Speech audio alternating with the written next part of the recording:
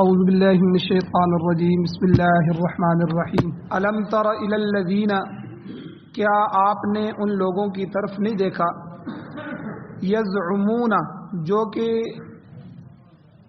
دعویٰ کرتے ہیں کہ انہم آمنوا، کہ بے شک وہ ایمان لائے ہیں، بما انزل الیک، اس چیز پر جو آپ کی طرف اتاری گئی ہے، یعنی قرآن مجید، وما انزل من قبلک، اور اس چیز پر بھی جو آپ سے پہلے اتاری گئی ہیں، تورات، زبور، انجیل وغیرہ، یریدون، اور وہ چاہتے ہیں، وہ ارادہ کرتے ہیں کہ ان یتحاکموا الی الطاغوت، کہ وہ اپنے فیصلے طاغوت کی طرف لے جائیں، طاغوت سے اپنے فیصلے کروائیں۔ وقد امروا، حالانکہ ان کو یہ حکم دیا گیا ہے کہ ان یکفروا بہ، کہ وہ طاغوت کا انکار کریں۔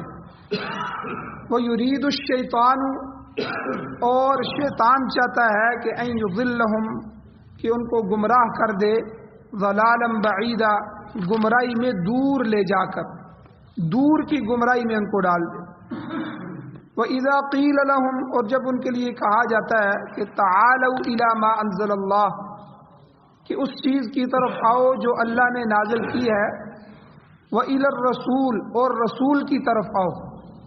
یعنی قرآن اور رسول، یعنی سنت، اللہ کے نبی کے طریقہ، قرآن و سنت سے اپنے فیصلے کرواؤ۔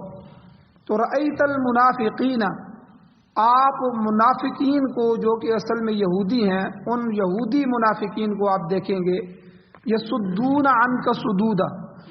کہ وہ آپ سے اعراض کرتے ہیں، اعراض کرنا۔ فکیف، پس کیا حال ہوگا ان کا، کہ جس وقت ان کو اذا اصابتہم مصیبہ، جب مصیبت پہنچے گی قیامت کے دن، بما قدمت ایدیہم، بسبب اس کے جو آگے بھیجا ان کے ہاتھوں نے، جو اپنے ہاتھوں سے انہوں نے گمراہیاں کی، آگے بھیجا، اس کے بسبب جب ان کو عذاب ہوگا، تکلیف، مصیبت پہنچے گی۔ اور ثم جاؤک، پھر وہ آئیں گے آپ کے پاس، یحلفون باللہ، کہ وہ قسمیں اٹھاتے ہیں کہ اللہ کی قسم، باللہ ان اردنا، ہم نے نہیں ارادہ کیا تھا، الا احسانا و توفیقا، مگر احسان، بلائی کا اور آپس میں اتفاق تھا، کہ ہم یہ جو کہہ رہے تھے، یہ جو کچھ ہم منافقت کر رہے تھے، اس سے ہمارا بلائی کا ہی ارادہ تھا۔ اولئک الذین، یہی وہ لوگ ہیں کہ یعلم اللہ فی قلوب ما فی قلوبہم، اللہ تعالیٰ جانتا ہے جو کچھ ان کے دلوں میں۔ فَأَعْرِضْ عَنْهُمْ، اے نبی جی آپ ان سے اعراض کریں، وَعِظْهُمْ، اور ان کو نصیحت کریں، واعظ کریں، وَقُلْ لَهُمْ فِي أَنفُسِهِمْ قَوْلًا بَلِيغًا، اور آپ کہیں ان کو ان کے نفسوں کے بارے میں اثر کرنے والی بات۔ سورۃ النساء آیت نمبر 60، 61، 62 اور 63، 4 آیتیں آج کے درس میں آپ کے سامنے تلاوت ہوئی ہیں، آپ نے ان کا ترجمہ سماعت فرمایا۔ سب سے پہلے ربط آیات، کہ پچھلی آیتوں سے ان آیتوں کا کیا ربط ہے، کیا تعلق ہے۔ گزشتہ سے پیوستہ جو درس تھا، پچھلے سے پچھلا درس، اس میں اللہ تعالیٰ نے 2 باتوں کا حکم دیا تھا۔ ایک یہ کہ امانت تمہارے پاس اگر ہے، اس امانت کو اس کے اہل تک پہنچاؤ، جن کی امانتیں ہیں، جو مستحق ہیں، ان مستحقین تک ان کی امانت کو پہنچاؤ۔ اور دوسری بات اللہ نے یہ کہی تھی کہ لوگوں کے درمیان انصاف کے ساتھ فیصلہ کرو، کبھی جرگہ کرنا پڑ جائے، کبھی فیصلہ کرنا پڑ جائے، تو اس میں اپنے دوست، یار، بھائی اور برادری کو نہ دیکھو، یا تعلق کو نہ دیکھو، فیصلہ انصاف کے ساتھ کرو۔ اب یہ جو 2 حکم اللہ نے دیے تھے، کہ امانت اس کے اہل تک جانی چاہیے، اور لوگوں کے درمیان عدل و انصاف ہونا چاہیے، ان دونوں احکام کے مخاطبین جو ہیں، جن کو اللہ نے مخاطب کیا، اولاً سب سے پہلے مسلمان حکام بنتے ہیں، جو مسلمان حاکم ہیں، وزراء ہیں، جن کو اللہ نے جتنی حاکمیت دی ہے، اس حاکمیت کے مطابق یہ اللہ کا حکم ان کی طرف ہے کہ تم امانت میں خیانت نہیں کرنا۔ کسی جگہ کسی آدمی کو بھرتی کرنا ہے تو بھرتی میرٹ کے حساب سے ہونی چاہیے،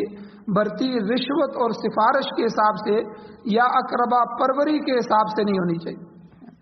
اور اگر نااہل آدمی کے پاس وہ سیٹ چلی گئی تو وہ تو پورے ملک کا اور پورے محکمے کا جو ہے وہ بیڑا غرق کر دے گا۔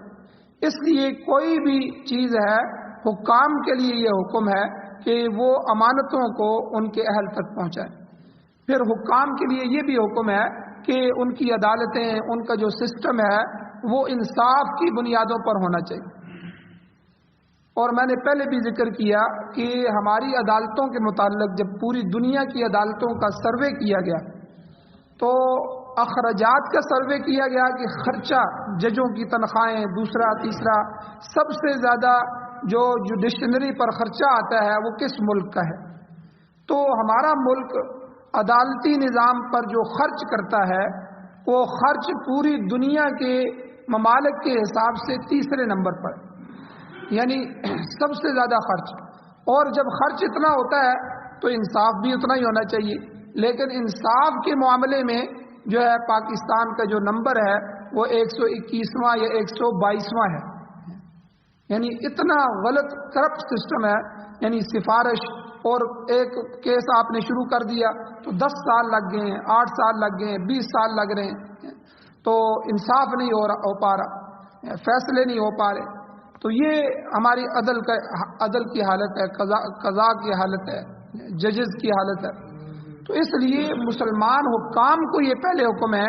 ایک تو امانت ان کے اہل تک پہنچائیں، دوسرا جب فیصلے کریں تو فیصلے عدل و انصاف سے ہونے چاہیے۔ اور پھر دوسرے نمبر پر ان آیات کے مخاطب عام مسلمان ہیں۔ جو آدمی جہاں جہاں بھی ہے وہ امانت میں خیانت نہ کرے، چاہے وہ گھر کا سربراہ ہے، کسی فیکٹری کا سربراہ ہے، ٹھیک ہے، کوئی بھی اس کے ماتحت آتے ہیں تو ان سب پر وہ انصاف بھی کرے اور امانت میں خیانت بھی نہ کرے۔ اور یہ تو گزشتہ سے پیوستہ جو درس تھا اس کا خلاصہ تھا۔ اب جو گزشتہ درس تھا پچھلا، اس میں یہ ارشاد ہوا کہ یہ جو 2 احکام اللہ تعالیٰ نے دیے ہیں ان کی تعمیل اسی صورت میں ہو سکتی ہے جب کہ اہل ایمان جو ہیں وہ اللہ کی اطاعت کریں اور رسول کی اطاعت کریں، اور مسلمان حاکم جو ہیں ان کی اطاعت کریں بشرطے کہ وہ نیکی کا حکم دیں۔ یعنی اللہ اور اس کے رسول کی اطاعت تو مطلق کرنی ہے، اس میں کوئی شرط نہیں ہے، لیکن مسلمان حکام، ٹھیک ہے، اطیعوا اللہ و اطیعوا الرسول و اولی الامر منکم، جو اولی الامر ہیں، حکام ہیں، ان کی اطاعت جو ہے اس کے لیے شرط یہ ہے کہ وہ اگر نیکی کا حکم دیں، قرآن و سنت کا حکم دیں، شریعت کا حکم دیں، تو پھر رعایا کے لیے، عوام کے لیے ان کے حکم کا ماننا فرض ہے۔ اگر وہ گناہ کا حکم دیں، غلط آئین بنائیں، غلط قوانین نافذ کریں اور غلط اسمبلیوں میں جو ہے وہ حالات پیدا کریں تو ان میں جو ہے ان کی بات کو ماننا ضروری نہیں، کیونکہ جب ان کی بات مانی جائے گی تو اللہ اور اس کے رسول کی مخالفت ہوگی۔ اور پھر آخر میں یہ فرمایا اللہ نے کہ اگر کسی معاملے میں جھگڑا پیدا ہو جائے اور حکام اور رعایا کے درمیان کسی مسئلے میں اختلاف پیدا ہو جائے، اختلاف رائے ہو جائے، تو فرمایا کہ ایسے معاملے کو واپس اللہ اور اس کے رسول کی طرف لوٹا دے، اور اللہ اور اس کے رسول کی طرف لوٹا کر حتمی فیصلہ انہی سے لو۔ تو یہ تو آیت اتری تھی جب صحابہ موجود تھے، قرآن اتر رہا تھا اور وہ اللہ اور اس کے رسول کی طرف ہی رجوع کرتے تھے، لیکن حضور کے بعد جو ہے آج ہمارے لیے بھی حکم یہی ہے۔ جتنے مسائل فقہا نے، علماء نے قرآن و سنت سے نکال دیے ہیں، پہلے فقہا نے نکال دیے ہیں تو وہ تو نکال دیے ہیں، وہ تو موجود ہے، مفتیان اکرام اسی کے مطابق فتویٰ دے دیتے ہیں، لیکن جو جدید مسائل پیش آ رہے ہیں، بہت سے سائنسی مسائل ہیں، بہت سے معاشرتی مسائل جدید پیدا ہو گئے ہیں، بہت سے تجارت کے مسائل جدید پیدا ہو گئے ہیں، قسطوں پر کاروبار ہے، ٹھیک ہے، اور اسی طرح جو ہے یہ انٹرنیٹ کے مسائل ہیں اور ایزی پیسہ لوڈ پر ملنے والے منٹ ہیں، اور اس طرح کے بہت سے جدید مسائل ہیں، تو چونکہ ان کو بھی قرآن و سنت کی روشنی میں حل کرنا ہے۔ اب ان آیات میں گویا کہ یہ حکم ہے کہ اگر جو قرآن و سنت سے تمہیں ملے ہوئے نہ ملے، علماء اور فقہا کا اجتہاد پہلے سے نہ ہو، تو دوبارہ تمہارا اختلاف ہو جائے تو ان مسائل کو قرآن و سنت کی طرف لٹایا جائے۔ کسوٹی اور معیار اور پیمانہ جو ہے وہ مسائل کے حل کا وہ قرآن و سنت ہے، اللہ کا قرآن ہے اور نبی علیہ السلام کا طریقہ ہے، نبی علیہ السلام کا قول فعل عمل ہے، نبی علیہ السلام کی سنت ہے۔ تو قرآن و سنت کی روشنی میں اپنے مسائل جو ہیں وہ پیش کیے جائیں، ان کو حل کیا جائے۔ اور اگر یہ معاملات قرآن و سنت کی طرف نہ لٹائے گئے اور کسی دوسرے سے فیصلہ کروایا گیا تو یہ درست نہیں ہوگا، کیونکہ انجام کے اعتبار سے بھی قرآن و سنت کا فیصلہ بہتر ہے، اور قیامت میں جزا اور سزا کا مدار بھی اسی پر ہوگا کہ تم نے قرآن و سنت کے مطابق فیصلہ کیا تھا کہ نہیں کیا تھا۔ اب یہ تو گزشتہ درس کے خلاصے ہو گئے دونوں درسوں کے۔ اب آج کی آیت کا تعلق بھی انہی آیات کے ساتھ ہے۔ آج کی آیات میں اسی مسئلے کو دوسرے پہلو کے حساب سے بیان کیا گیا۔ وہاں ارشاد تھا کہ اپنے معاملات قرآن و سنت کی طرف لے جاؤ، اور یہاں یہ اللہ فرما رہے ہیں کہ اپنے تنازعات اور فیصلے شریعت اسلامیہ کے علاوہ کسی اور طرف نہ لے جائیں، طاغوت سے فیصلے نہ کروائیں۔ تو ان آیات سے خاص طور پر منافقین کی سرزنش مقصود ہے، ان کی سزا مقصود ہے، ان کو تنبیہ کرنا مقصود ہے، جو اپنے تنازعات، اپنے فیصلے اللہ اور رسول کے علاوہ غیروں کی طرف لے جانے کی کوشش کرتے تھے۔ اللہ کے رسول اور عام مسلمانوں کو بھی خبردار کیا گیا کہ وہ منافقین کی چالوں سے ہوشیار رہیں، وہ تمہیں اسلام سے وابستگی کا یقین دلائیں گے کہ بادشاہ ہم تو مسلمان ہیں، ہم تو پکے مسلمان ہیں، مگر اللہ تعالیٰ ان کے دلوں کی باتوں کو جانتا ہے۔ ان کے ساتھ بہرحال آپ نے احسن طریقے سے پیش آنا ہے، اچھے طریقے سے ان کو واضح و نصیحت کرتے رہنا ہے، لیکن آپ نے ان کی چالوں سے ہوشیار بھی رہنا ہے۔ اب کیا ارشاد ہوتا ہے؟ اللہ تعالیٰ فرماتے ہیں الم تر، کیا آپ نے نہیں دیکھا، الی الذین، ان لوگوں کو یزعمون، جو زعم کرتے ہیں، دعویٰ کرتے ہیں۔ زعم کا ایک معنی قول بھی ہوتا ہے، یعنی معنی یہ ہوگا کہ جو زبان سے یہ باتیں کہتے ہیں۔ آپ نے ان لوگوں کو نہیں دیکھا کہ کیا کہتے ہیں؟ انہم آمنوا، دعویٰ کرتے ہیں کہ بھائی ہم تو ایمان لے آئے، ہم تو ایمان والے ہیں۔ بھئی کس پہ ایمان لائے ہو؟ بما انزل الیک، اس چیز پر جو حضور خاتم النبیین صلی اللہ علیہ وسلم پر نازل ہوئی، یعنی قرآن مجید۔ بادشاہ ہم ایمان والے ہیں، دیکھو ہم نے کلمہ پڑھا ہے اور قرآن پاک پر ہم ایمان لائیں۔ ساتھ ہی کہتے ہیں وما انزل من قبلک، اور اس چیز پر بھی ایمان کے ہم دعوے دار ہیں کہ جو آپ علیہ السلام سے پہلے نازل ہوئی ہیں، یعنی تورات، انجیل وغیرہ۔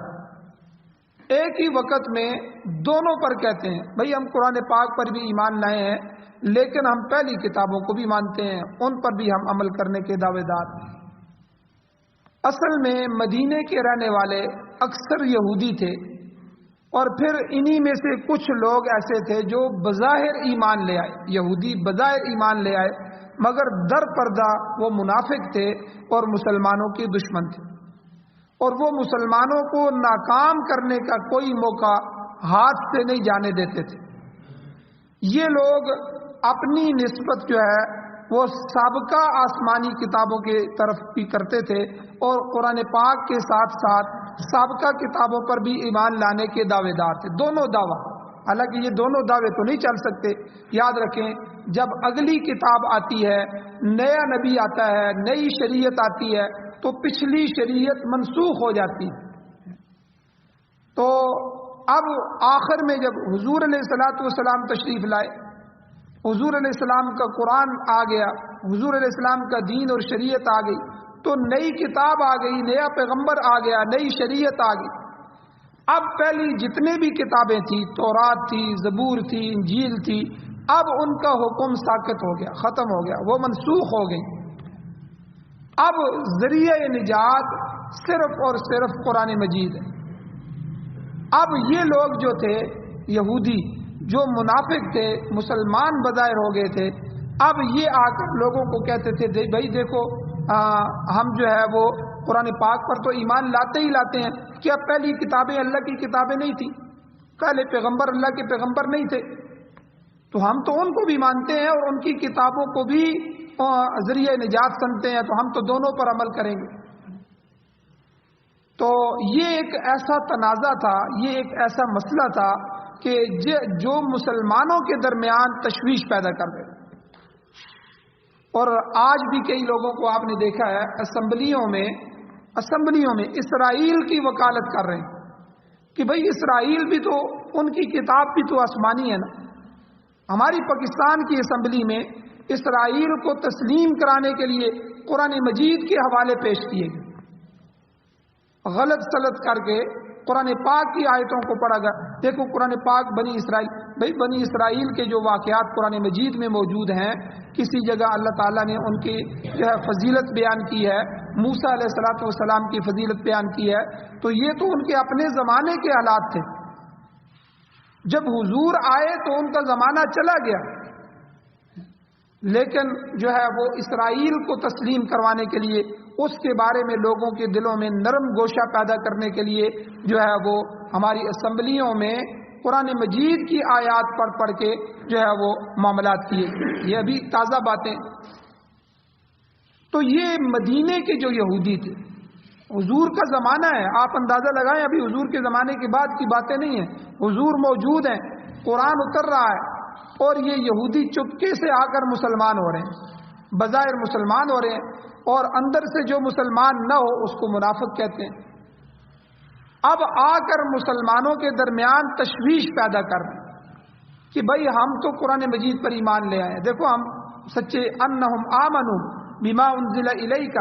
جو آپ پر نازل ہوا ہے قرآن مجید ہم اس پر ایمان لاتے ہیں، لیکن وما انزل من قبلک، آپ سے پہلے جو کچھ آیا ہے تورات، زبور، انجیل، وہ بھی اللہ کی کتابیں تھیں، تو ان پر بھی ہم دعوے دار ہیں کہ ہم ان پر بھی ایمان لائیں. اب جب کوئی تنازع پیدا ہو جاتا تھا تو اسے وہ، اب جب کوئی ان کا جھگڑا ہو جاتا تھا، جب مسئلہ پیش آتا تھا، اب مسئلے کے حل کے لیے شریعت اسلامیہ کی بجائے قرآن پر پیش کرنے کی بجائے دانستہ طور پر، جان بوجھ پر کہ وہ غیروں کی طرف لے جانے کی کوشش کرتے. چنانچہ اللہ تعالیٰ نے ان کی اسی مذموم کوشش کے متعلق فرمایا کہ دعوی ایمان کے باوجود یریدون ان یتحاکموا الی الطاغوت، یہ لوگ چاہتے ہیں کہ اپنے تنازعات میں، اپنے جھگڑوں میں فیصلے کے لیے طاغوت کے پاس چلے جائیں، یعنی شیطان کے پاس چلے جائیں، اپنے فیصلے شیاطین سے کروائیں. جیسا کہ گزشتہ درس میں بھی عرض کیا تھا کہ طاغوت کا لفظ شیطان کے علاوہ ہر گمراہ کرنے والی طاقت کے لیے بھی استعمال ہوتا ہے. ہر وہ آدمی، ہر وہ جن و انس جو کسی کو اصل راہ سے گمراہ کر دے، چاہے کوئی بھی دلیل پیش کرے. اور آج کل تو عجیب عجیب دلائل پیش کیے جا رہے ہیں، عجیب عجیب کشمکش میں لوگوں کو ڈالا جا رہا ہے، اور اپنے عقلی دلائل پیش کر کے جو ہے لوگوں کو گمراہ کیے جا رہا ہے. تو اب دیکھیں کہ کلمے کے بارے میں ایک آدمی نے دعویٰ کیا اور کہا کہ دیکھیں آپ لا الہ الا اللہ محمد الرسول اللہ پڑھتے ہیں، اب دلیل دیکھیں عقل کی کہ بھائی جب آپ محمد الرسول اللہ کہتے ہیں کہ محمد صلی اللہ علیہ وسلم اللہ کے رسول ہے، تو اس وقت دوسرے نبیوں کا انکار ہو رہا ہوتا ہے، تو یہ تو ٹھیک نہیں ہے، اس لیے آپ لا الہ الا اللہ پڑھا کریں، محمد الرسول اللہ نہ پڑھا کریں. اب دیکھیں کلمے میں شک پیدا کر دیا، یعنی عجیب دلیل، عقلی دلیل دیکھ. اور ایک آدمی نے کہا جی آپ مردار کو حرام کیوں کہتے ہیں؟ ہم نے کہا جی قرآن پاک نے حرام قرار دیا. اس نے کہا کہ سمجھ نہیں آتی، ہماری عقل تسلیم نہیں کرتی. بھائی آپ کی عقل کیوں نہیں تسلیم کرتی؟ تو عقلی دلائل دیکھیں. اب عقلی طور پہ وہ کہہ رہا ہے کہ دیکھو جس آدمی، جس جانور کو آپ ذبح کرتے ہیں اس کو آپ کہتے ہیں یہ حلال ہے، ہم نے ذبح کر دیا، اور جس کو اللہ تعالیٰ مار دیتے ہیں آپ کا مارا ہوا حلال ہے، ذبح کیا ہوا حلال ہے. جس کو اللہ خود بخود مار دیتے ہیں، جو مردار ہو جاتا ہے، اللہ کے مارے ہوئے کو آپ کہتے ہیں یہ حرام ہے. اب لوگوں میں شک پیدا کر دیا، حالانکہ اللہ نے واضح حکم فرما دیا کہ بھئی جو خود بخود مر جائے، مردار ہو جائے، تو یہ مردار تمہارے اوپر حرام ہے، اس کو کھانا نہیں. ہاں جس کو تم میرے نام پہ بسم اللہ اللہ اکبر کہہ کے میرے نام پہ ذبح کرو اور اس کا خون دم مسفوح نکل جائے تو یہ تمہارے لیے حلال ہے۔ تو ہم نے قرآن و سنت کو دیکھنا ہے، ان کے ڈگوسلے جو ہیں، ان کے عقلی دلائل جو ہیں، ان کے وسوسے اور شبہات اور اعتراضات کی طرف نہیں دیکھنا۔ تو یہودی بھی یہی کرتے تھے کہ جب یہ دعویٰ کر دیا کہ ہم ایمان لے آئے ہیں قرآن پاک پر بھی، لیکن ساتھ ہمارا ایمان پہلی کتابوں پر بھی ہے، اب اس کا نقصان کیا ہوتا کہ جب ان کو کوئی تنازع پیش آتا، کوئی جھگڑا پیش آتا، کوئی فیصلے کی ضرورت پیش آتی، تو اب ہونا یہ چاہیے تھا کہ یہ اپنے فیصلے کو قرآن پر پیش کرتے اور آ کر اللہ کے نبی سے فیصلہ کرواتے، لیکن یہ یہودی علماء کی طرف چلے جاتے، ان طاغوتوں کی طرف، ان شیاطین کی طرف چلے جاتے۔ تو اس لیے علماء نے لکھا ہے کہ علماء اور فقہاء نے جو فیصلہ کیا ہے، جو فقہ ہے، قرآن و سنت کا نچوڑ ہے، ان کے علاوہ کسی اور سے فیصلہ نہ کروایا جائے، کیونکہ لوگ عجیب طرز پر گمراہ ہو چکے ہیں، تو جو گمراہ ہو چکا ہے وہ آگے دوسروں کو بھی گمراہ کر رہا ہے۔ تو اس لیے علماء اور فقہاء کے علاوہ کسی سے فیصلہ نہ کروایا جائے۔ تو بہرحال اب ان آیات کا شان نزول کیا ہے، یہ کیوں اتری ہیں، کیا وجہ بنی تھی، کیا پس منظر ہے، کیا وہ واقعہ پیش آیا تھا کہ جس کی وجہ سے اللہ نے یہ آیات اتاری۔ مفسرین اکرام نے ان آیات کے شان نزول میں کئی واقعات، متعدد واقعات بیان کیے ہیں۔ ایک مشہور واقعہ ہے، واقعہ یہ ہے کہ ایک یہودی اور ایک کلمہ گو منافق، اس کے درمیان جھگڑا پیدا ہو گیا، یعنی مسلمان اور کافر کے درمیان جھگڑا ہو گیا۔ جو کافر تھا وہ یہودی تھا اور جو مسلمان تھا وہ منافق تھا، بظاہر مسلمان بنا تھا۔ اب زمانہ حضور علیہ السلام کا ہے،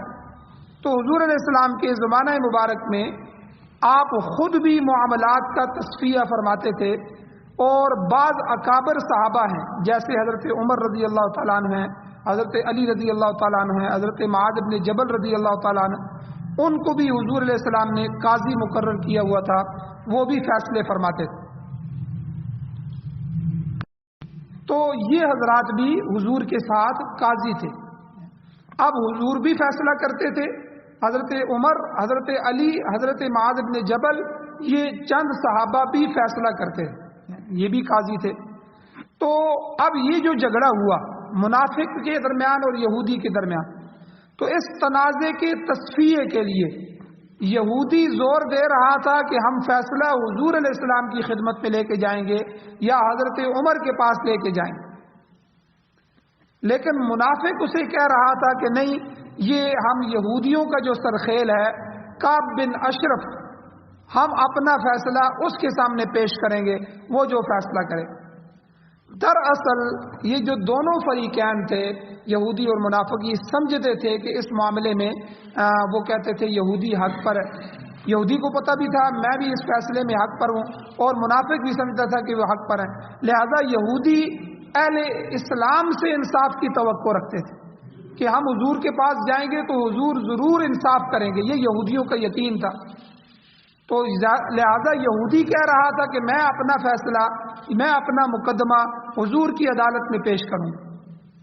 لیکن اس کے برخلاف جو منافق تھا، بظاہر کلمہ گو مسلمان تھا، اس کا موقف چونکہ کمزور تھا، اسے پتا تھا کہ میرے حالات خراب ہیں، میری زیادتی ہوئی ہے اور معاملہ میں نے خراب کیا ہے، لہذا وہ یہ چاہتا تھا کہ کعب بن اشرف جو یہودیوں کا بڑا عالم ہے، جو بڑا ہے، میں اس کے پاس فیصلہ لے کے جاؤں گا اور اسے رشوت وغیرہ یا اس پر اثر انداز ہو کے میں کسی طرح اس سے فیصلہ کرا لوں۔ تو بہرحال مفسرین اکرام فرماتے ہیں کہ اولاً یہ معاملہ حضور علیہ السلام کے سامنے پیش ہوا، حضور کے سامنے مجبور ہو گیا، یہودی کے کہنے کی وجہ سے مسلمان حضور کے سامنے جو ہے وہ فیصلہ لے آیا گیا۔ تو آپ علیہ السلام نے دونوں کی باتوں کو سنا، یہودی کی بات کو بھی سنا اور منافق کی بات کو بھی سنا۔ اب منافق جو تھا وہ غلطی پر تھا، حالانکہ وہ کلمہ گو مسلمان تھا، لیکن حضور علیہ السلام سمجھ گئے کہ یہ جو یہودی ہے یہ حق پر ہے، تو حضور علیہ السلام نے فیصلہ جو ہے وہ یہودی کے حق میں دے دیا کہ بھائی یہ جو چیز تمہاری ہے یہ منافق مسلمان کی نہیں ہے، یہ یہودی کی ہے۔ منافق آخر منافق تھا، جب باہر نکلے فیصلہ ہو گیا، حضور کی مجلس سے باہر آ گئے، تو اسے خیال آیا کہ یہ یہودی یہ بھی کہہ رہا تھا کہ یا ہم حضور علیہ السلام کے پاس جائیں گے یا حضرت عمر کے پاس جائیں گے۔ تو حضرت عمر رضی اللہ تعالیٰ عنہ کافروں کے بارے میں بڑے سخت ہیں، یہودیوں کے بارے میں بڑے سخت ہیں، ان کا موقف بڑا سخت ہوتا ہے۔ اگر یہ مقدمہ ان کے سامنے پیش ہو جائے تو وہ لازمی میرے حق میں فیصلہ دیں گے۔ اب اس ظالم کو یہ تو نہیں پتا تھا کہ حضور انصاف کر رہے ہیں تو حضرت عمر بھی انصاف کریں گے، اس معاملے میں تو وہ سخت نہیں تھے خالی۔ چنانچہ مسلمان نے یہودی پر زور دے کے اس کو اس پر راضی کر لیا کہ چلو یار اب حضرت عمر کے پاس بھی چلتے ہیں، ان سے بھی فیصلہ کروا لیتے ہیں۔ یہودی نے کہا کہ بھئی حضور نے فیصلہ کر دیا ہے، اس نے کہا کہ نہیں، میں جو ہے وہ حضرت عمر کے پاس بھی لے کے جائیں گے۔ اب جب حضرت عمر رضی اللہ تعالیٰ کے پاس چلے گئے، یہودی نے کہا کہ چلو ٹھیک ہے، وہاں بھی لے جاتے ہیں۔ جب وہاں پہنچ کر جو ہے منافق نے اپنی بات رکھی، یہودی نے بھی اپنی بات رکھی، اپنی ساری رویداد سنائی، سارا قصہ سنایا، ساتھ ہی یہودی نے یہ بھی کہہ دیا کہ ہم آپ سے پہلے یہ فیصلہ، یہ مقدمہ حضور کے پاس لے کے گئے تھے، حضور نے ہمارے حق میں فیصلہ کر دیا۔ حضرت عمر کو غصہ آ گیا کہ بھائی ایک مقدمہ حضور کے سامنے پیش ہو چکا ہے، حضور نے فیصلہ کر دیا ہے، اب یہ عجیب آدمی ہے کہ اب آگے عمر رضی اللہ عنہ کو گمراہ کر رہا ہے، اب مجھ سے فیصلہ لینا چاہتا ہے۔ تو یہودی نے کہا کہ یہ میرا فیصلہ نہیں تھا، میں نے حضور کے فیصلے پر اطمینان کیا ہے، یہ اس کی خواہش تھی کہ اب اس کے بعد حضرت عمر کے پاس چلتے ہیں۔ حضرت عمر سخت غصے میں آ گئے اور فرمایا اچھا ٹھہر جاؤ، میں ابھی گھر سے آتا ہوں، میں تمہارا فیصلہ کرتا ہوں۔ آپ گھر گئے، تلوار لائی اور تلوار لا کر منافق کا سر قلم کر دیا اور فرمایا کہ جو حضور کے فیصلے پر راضی نہیں ہے، حضرت عمر کی تلوار اس کا فیصلہ کرے۔ اچھا اب مسئلہ کھڑا ہو گیا، مسئلہ یہ ہو گیا چونکہ وہ آدمی مسلمان تھا جس کی گردن کاٹی گئی اور بظاہر مسلمان تھا، اندر سے منافق تھا، اب اس کے جو مقتول کے وارثان تھے وہ حضور کے پاس آ گئے، وارث سارے آ گئے۔ حضور علیہ السلام کی عدالت میں حضرت عمر رضی اللہ عنہ کے خلاف مقدمہ پیش ہو گیا۔ ان کا دعویٰ یہ تھا کہ ہمارا آدمی پکا سچا مسلمان تھا، کلمہ گو تھا، اور مقدمہ دوسری عدالت میں جو پیش کیا گیا اس میں آپ کی مخالفت مقصود نہیں تھی۔ جب آپ سے فیصلہ ہو گیا تھا پھر حضرت عمر کے پاس گئے تو آپ کی مخالفت نہیں تھی، بلکہ اس سے مقصود فریقین میں اتحاد تھا کہ وہ ان دونوں میں اتفاق کروا دیں گے اور دونوں میں اتحاد کروا دیں گے۔ اللہ تعالیٰ نے، حضور تو خاموش ہو گئے کیونکہ مسئلہ ایسا تھا، اب وہ قتل کے بدلے میں تو قتل ہے یا قصاص ہے، قصاص ہے یا دیت ہے۔ اب اللہ تعالیٰ نے قرآن مجید کی یہ آیات اتاری، اللہ نے ان باتوں کی تردید فرمائی۔ تو باقی مفسرین کے ہاں اس واقعے کا کیا قدر ہے، اس واقعے کی جو ہے وہ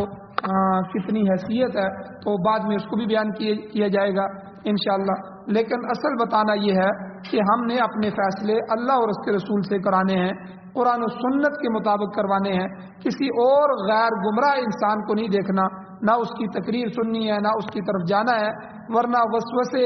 اشکالات، اعتراضات پیدا کر کے جو ہے وہ اسلام کے اندر، دین کے اندر، شریعت کے اندر تشکیک پیدا کر دی جائے گی، شک پیدا ہو جائے گا اور یہ انسان آخر جا کے گمراہ ہو جائے گا۔ اللہ تعالیٰ سے دعا ہے اللہ ہمیں عمل کی توفیق عطا فرمائے، آمین۔ الحمدللہ رب العالمین والعاقبۃ للمتقین والصلاۃ والسلام علی رسولہ النبی الامی الکریم۔ یا اللہ ہماری کمیوں کو تہیوں کو معاف فرمائیے، درگزر فرمائیے، صغیرہ کبیرہ گناہوں کو معاف فرمائیے، قرآن و سنت کا قانون نصیب فرمائیے، پوری دنیا میں قرآن و سنت کی بالادستی نصیب فرمائیے، امارت اسلامیہ شریعہ خلافت راشدہ نصیب فرمائیے۔ یا اللہ جو بیمار ہیں ان کو شفا عطا فرمائیے، جو پریشان حال ہیں ان کی پریشانیوں کو دور فرمائیے۔ یا اللہ جو حضرات ایمان کی حالت سے اس دنیا سے جا چکے ہیں یا اللہ ان سب کی بخشش فرمائیے۔ صلی اللہ تعالی علی خیر خلقہ محمد و آلہ و اصحابہ اجمعین برحمتک۔